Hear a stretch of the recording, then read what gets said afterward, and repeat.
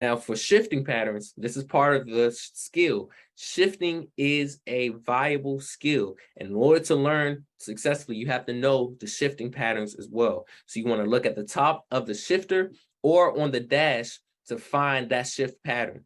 They usually have them with some trucks, and it should be on any vehicle that has a manual transmission, because this shows how gears are laid out from lowest to highest gears in numbers. And the gear patterns are different depending on the type of gear it is and the type of vehicle that you're driving. Now you have the range or range type transmission. So that uses all gears in a low range, then shifts to a higher range to use the same gears again, but at a higher speed in the up position. So when you're in the highest gear in the low range, then that's when you pull the range selector or that switch, you pop that switch up before you shift into high gear. Then you shift the lowest gear in the high range, because the gear will automatically shift as you go from neutral to the next gear. Then you reverse that process to downshift out of that high range. Specifically, when you're shifting, when you're splitting gears, you have upshifting. So you want to use the lower gear to get in position. So you want to use the lower gear in a gear position to start shifting. You have 6 steps to upshifting. 1, you want to depress by pushing down the clutch. Step 2, make sure that the range lever is in the low range. So that range lever is down. Make sure it's down. Step 3, you want to move the shift lever to first gear. Step 4, you want to double clutch, or you can shift off the RPMs when you have a better advanced skill after you double clutch. So after you double clutch, you can double clutch or shift off the RPMs when shifting to the 2nd through 4th gear. Step 5, you want to lift that range lever up before moving the lever from 4th to 5th, because 5th gear will be 1st gear when the lever is down. So the transmission itself will shift into a higher range or high gear. And then step 6, just use the normal double clutching or shifting off the RPMs technique when you're shifting from 5th to 8th. Now, successfully downshift is the same steps, but in reverse. So you're reversing the steps from upshifting to downshifting in the same gear position. It's 3 steps. Step 1, you want to double clutch or shift off the RPMs by shifting down from 8th through 5th gear.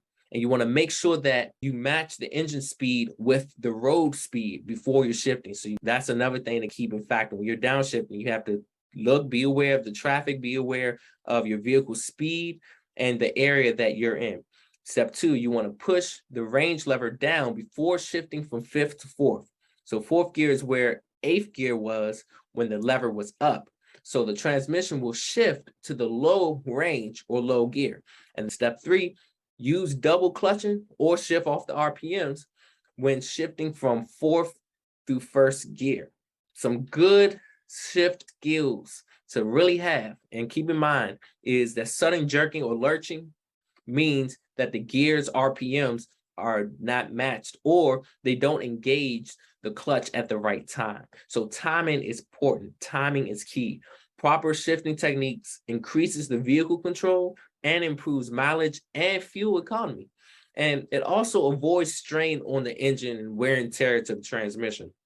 Now, downshifting too early causes RPMs to jump up too high and the engine just screaming, just causing the vehicle to burn more fuel and just wasting so much fuel and wear and tear on the vehicle. Now, this can put a strain on the engine and it can be very costly. So that's why it's important to not downshift too early. The best skill shifting practices to have as a professional driver is to have good timing and coordination when you're shifting, whether you're upshifting or downshifting. Either way, also knowing your current gear that you are in as you're driving.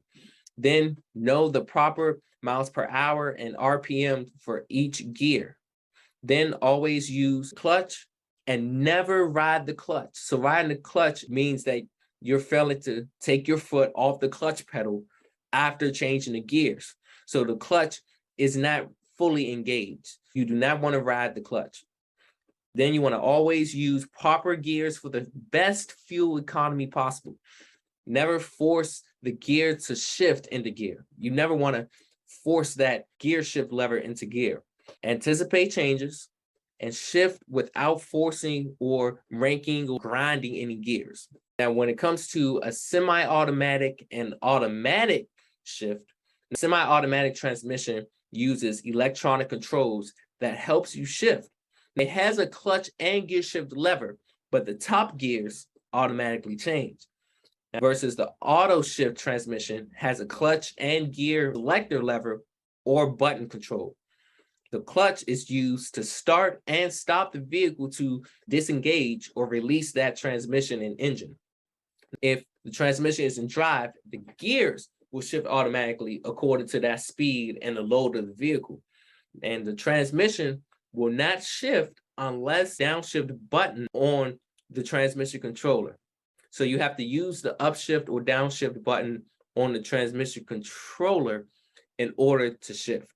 Hey, BET Trainer here. Listen, if you really had true value out of this video, go ahead and click that like button and share some honest comments about this video, because this is going to help other people as well see the video and get the value information, so that way they can be inspired by what you're doing right now as well. So also, if you want to get the latest updates, go ahead and click the subscribe button, so then you can be able to always be updated on the next instant video that will be put out. So again, go ahead and do that. And this video was sponsored by BET Life Services and CDL for Life.